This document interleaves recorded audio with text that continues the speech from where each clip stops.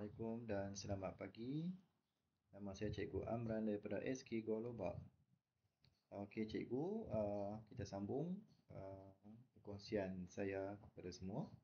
Okey, jika Cikgu telah pun masuk browser Cikgu, Cikgu boleh tengok dekat sini ada satu ikon iaitu AI Tools, iaitu merupakan Artificial Intelligence Tools yang terkenal sekali ialah ChatGPT, Gemini AI dan Microsoft Copilot.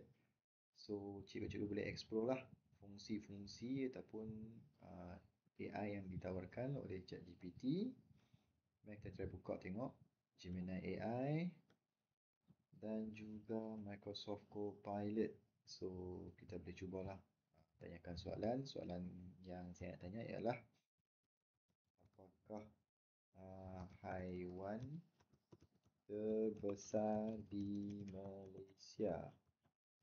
So, saya akan copy soalan yang sama dan saya akan tanyakan kepada Copilot.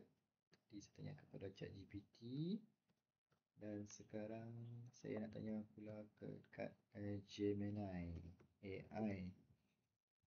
So, tunggu jawapan dia. Oh, ni jawapan Gemini AI, Gajah Asia. Okey.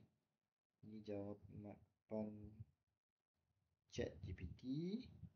Okey, dia ada rujukan Microsoft Wikipedia dan Klook.com. Dan satu lagi ChatGPT, dia juga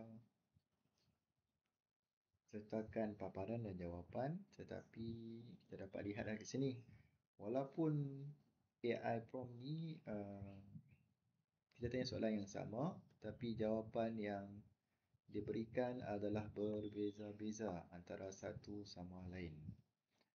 Okey, cikgu boleh explore lah prompt-prompt yang ada di AI masing-masing. Sekian, terima kasih. Bye.